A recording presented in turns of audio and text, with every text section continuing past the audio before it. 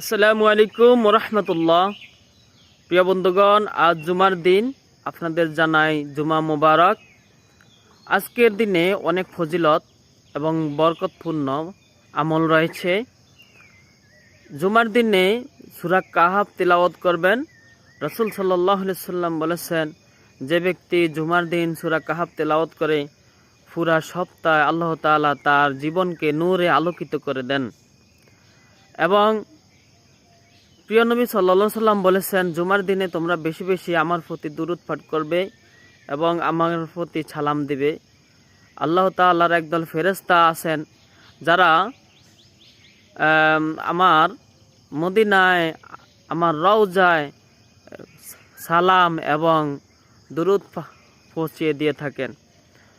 আর এই দিনে, জুমার দিনে এমন একটি সময় আছে যে সময়ে আল্লাহ তাআলা বান্দা দোয়া করলে দোয়া ফিরিয়ে দেন না, সাথে সাথে কবুল করেন। তো জুমার দিনেও অনেক ফজিলত রয়েছে এবং ইস্তেগফার 100 বার ইস্তেগফার পাঠ করবেন। আল্লাহ তাআলা আপনার জীবনের গুনাহগুলো ক্ষমা করে দেবেন, ঈমানের সহিত মৃত্যুদান করবেন।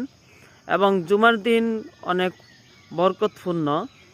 জুমার দিনে কিয়ামত হবে, যেহেতু জুমার দিনে আল্লাহ তাআলা আদম আলাইহিস সালামকে সৃষ্টি করেছেন এবং জুমার দিনে আল্লাহ তাআলা আদম আলাইহিস সালামকে জান্নাত থেকে নামিয়ে দিয়েছিলেন। জুমার দিনে কিয়ামত হবে এবং জুমার দিন আসলে পশু পাখিরাও ভীত সন্তুষ্ট হয়ে থাকে যে জুমার দিন না জানে কিয়ামত হয়ে যায়। সেজন্য আমরা বেশি বেশি আমল করব, নফল ইবাদত করব। তো এই আমলগুলো আমরা অবশ্যই করতে থাকব। আসসালামু আলাইকুম রহমতুল্লাহ।